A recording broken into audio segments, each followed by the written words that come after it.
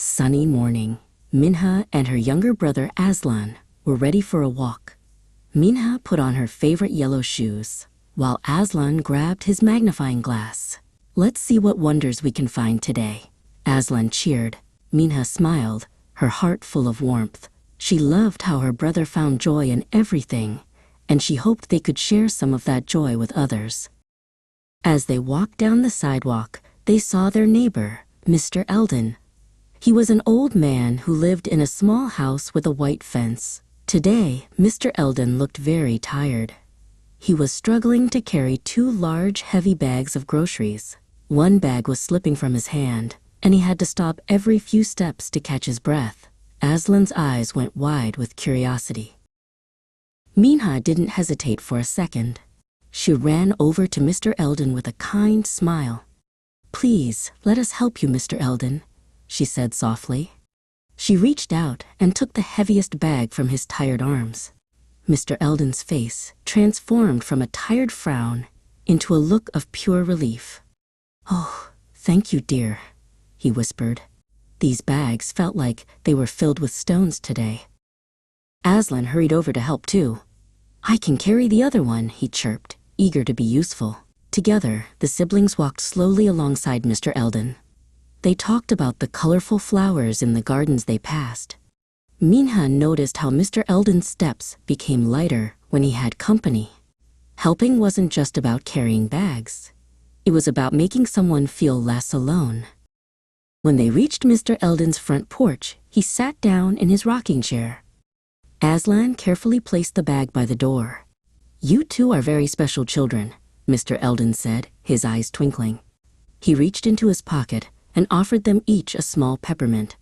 Kindness is a gift that makes the giver just as happy as the receiver. Azlan popped the mint into his mouth and gave a thumbs up. After saying goodbye to Mr. Eldon, Minha and Azlan headed to the local park. The grass was green and the ducks were splashing in the pond.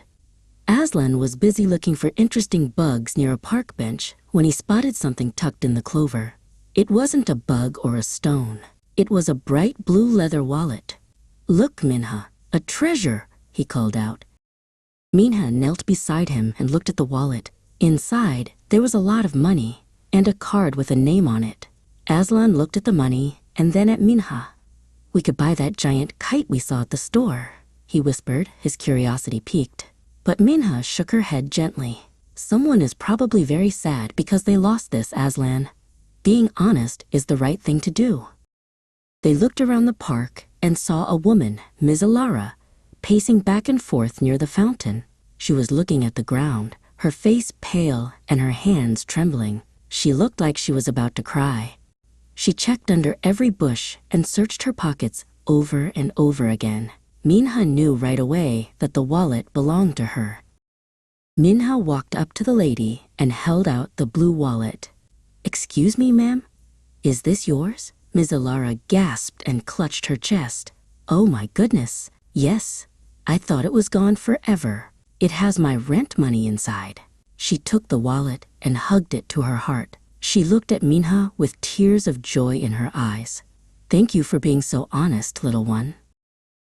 As the sun began to set, painting the sky in shades of pink and orange, Minha and Azlan walked home. Azlan didn't have a new kite, but he had a huge smile on his face. "I feel all warm inside, Minha," he said. Minha squeezed his hand. "That's the happiness of a good deed, Azlan." They realized that their day of kindness was the best adventure they had ever had.